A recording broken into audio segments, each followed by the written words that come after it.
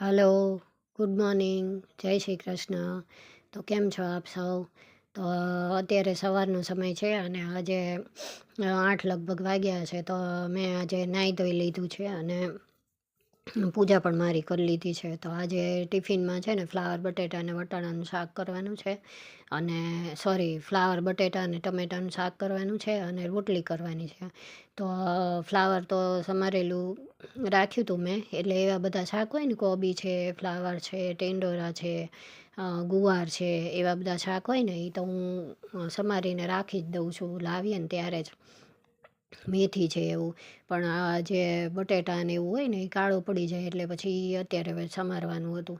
તો બસ જો હવે ટમેટું નાખી જીરું થી વઘારી અને મેં છે શાક વઘારી દીધું છે. અને પછી શાક વઘારીને મીઠું નાખીને એને ચડવા મૂકી દેવાનું. અને ચડી જાય એટલે આપણે હળદર, મરચું, ધાણા જીરું અને ખાંડ ને લીંબુ, એ જે રેગ્યુલર મસાલા હોય એ બધા કરી નાખવાના. અને આ ફ્લાવરનું શાક છે, ફ્લાવર બટેટાનું, એટલે થોડોક મસ્તો એમાં હું ગરમ મસાલો નાખીશ. તો ગરમ મસાલો નાખીએ ને એટલે આ ફ્લાવરની ને કોબીની ને એવી બધી છે ને વાસ જે અમુક પ્રકારની હોય ને એ આવે નહીં પછી. તો આમ છે ને ટિફિનમાં એ લઈ જવાનું હોય ને તો સારું રહે છે અને એકદમ ટેસ્ટી પણ બને છે.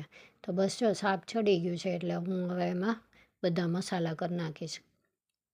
તો અમારે છે ને બધામાં લગભગ ખાંડ ને લીંબુ તો જોવે જ તે, કારણ કે મારા હસબન્ડને થોડુંક આમ ખટાશ ઉપર હોય ને એવું વધારે ભાવે એને. આમેય તે લીંબુ દાળમાં ને એમ પણ વધારે જોવે એને. તો બસ જો પછી હું અહીંયા સુહાનાનો પાઉંભાજીનો મસાલો છે ને એ હું એમાં નાખી દઈશ. તો એનાથી ટેસ્ટ પણ મસ્ત આવે છે. એટલે તમારી પાસે જે હોય એ ગરમ મસાલો તમે નાખી શકો છો.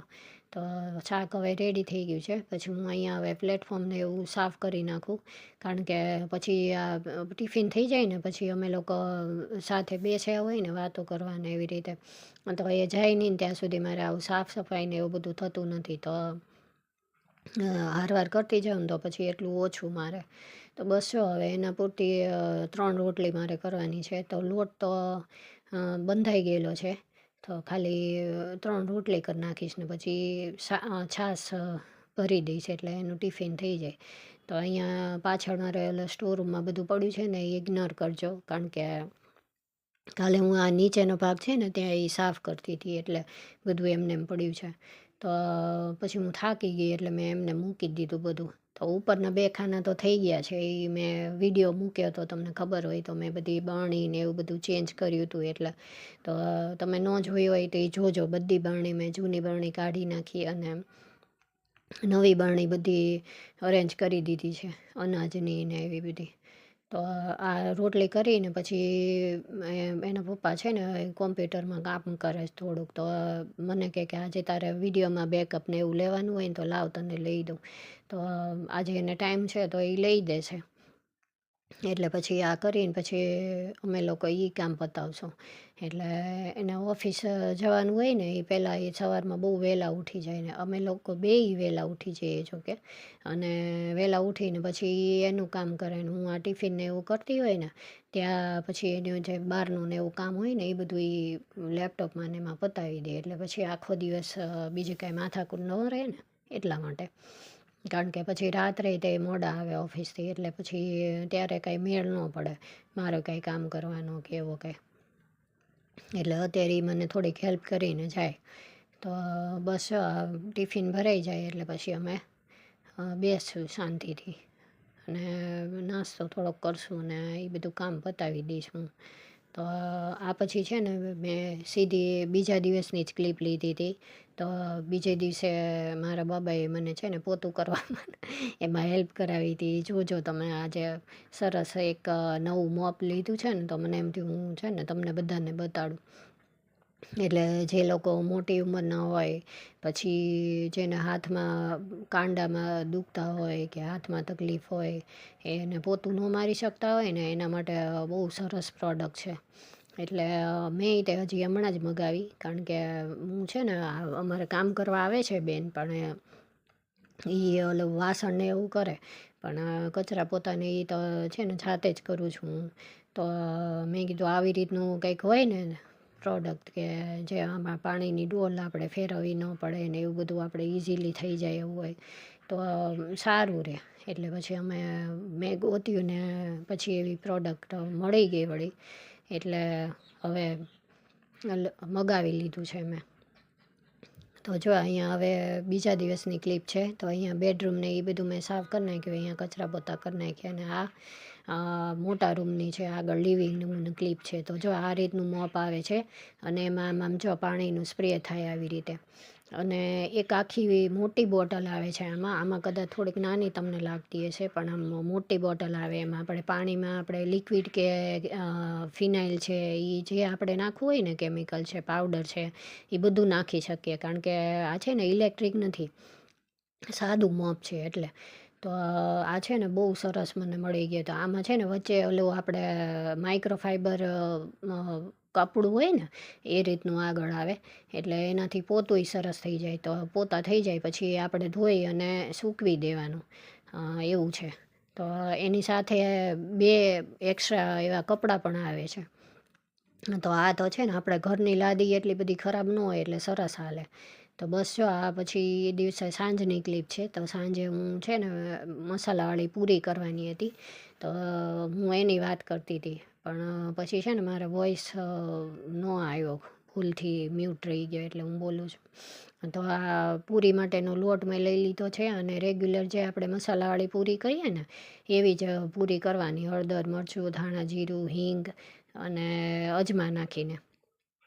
તો પછી આજે છે ને મેં થોડીક કસૂરી મેથી નાખીને પૂરી બનાવી છે. તો બસ જો હું હવે એનો લોટ ફટાફટ બાંધી દઉં. અને લોટ છે ને આનો પૂરીનો સહેજ મસ્ત આમ કઠણ જેવો હોય ને એવો બાંધવાનો. કારણ કે મસાલાવાળી પૂરી એવી કઠણ લોટની કરીએ ને તો પછી સરસ લાગે જમવામાં. અને બહુ ઝાઝી વાર પડી રહે ને તોય તે આપણે સવારે ખાવી હોય ને પડી હોય તોય તે એકદમ એવી ને એવી જ રહે છે.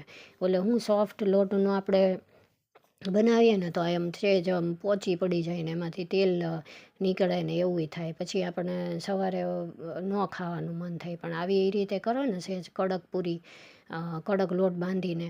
અને આમાં છે ને મેં તેલની જગ્યાએ છે ને ઘીનું મોણ નાખ્યું છે. તો ઘી નાખીએ ને એટલે આપણે અસલ જે મેંદાના લોટની પૂરી ન કરીએ આપણે, જે નાસ્તામાં બનાવીએ એવી જ પૂરી થાય. અને આ છે ને તમે સવારે લંચ બોક્સમાં પણ તમારા બાળકોને આપવી હોય ને તો એ આપી શકો છો. તો એમાં તે એવી ને એવી જ રહે છે. તો આ એમને એમ ખવાય ને એવી એની હારે આપણે બીજું કોઈ શાક નહીં કે એવી કોઈ જરૂર ન પડે. અત્યારે અમારે જમવામાં એ જ છે, પૂરી ને ચા ને અથાણું ને એવું જ. કારણ કે આજે છે ને મને થોડુંક આમ શરદી જેવું થઈ ગયું છે, ડબલ સિઝન છે ને. તો એના પપ્પાને મેં પૂછ્યું ને તો એ કે એકલી પૂરી કરી નાખ ને. એટલે બસ જો આજે પૂરી કરવાની છે. તો જો હું આ ઘી છે ને એક આખી ચમચી ભરીને હું એમાં છે ને નાખી દઈશ ઘીનું મોણ. એટલે આમ એકદમ એવી ક્રિસ્પી સરસ થઈ હતી ને પૂરી. અને ટેસ્ટમાં પણ ઓલે કસૂરી મેથી વાળીને, અજમા વાળીને, તલ પણ નાખ્યા હતા મેં. તો એટલી મસ્ત ટેસ્ટમાં પણ થઈ હતી. તો આવી રીતે તમે ટ્રાય કરજો તો છે ને બહુ મસ્ત બને છે પૂરી. તો બસ આવી રીતે પૂરીનો કઠણ લોટ બાંધી અને હું પછી રહેવા દઈશ. અને પછી એના પપ્પાને ત્યાંથી નીકળે ને એટલે ફોન કરે ને પછી હું માંડું. એટલે હું એ આવે તો ગરમ ગરમ રહે ને એટલા માટે. એટલે પછી જો લોટ બાંધી દીધો છે. તો આવો કડક થોડોક બાંધવાનો એમ. અને ભાખરી આપણે કરીએ ને એટલે ભાખરી કરીએ ને ભાખરીથી થોડોક ઓછો કડક એવો બાંધવાનો. બસ જો હવે લોટ બાંધાઈ ગયો છે. પછી હવે હું ને મારા બાબા બેય અમે લોકો થોડીક વાર ટીવી જોશું. ત્યાં એના પપ્પા આવી જાય પછી અમે કરશું બીજું, પૂરી કરી નાખીશું પછી.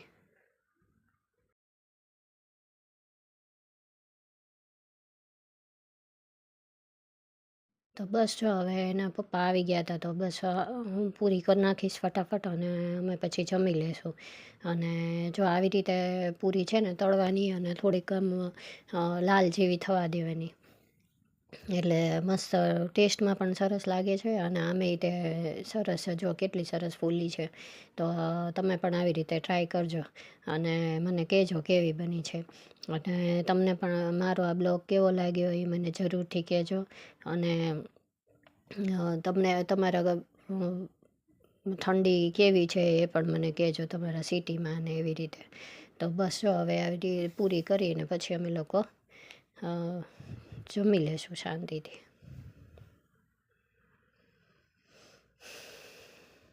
તો તમને મારો આ બ્લોગ ગમે તો એને લાઇક શેર ને સબસ્ક્રાઈબ કરજો, અને મારો વિડીયો જોવાનું ભૂલતા નહીં. તો હવે મારો વિડીયો સીધો મંગળવારે આવશે, તો જોજો જરૂર. જય શ્રી કૃષ્ણ. Thank you.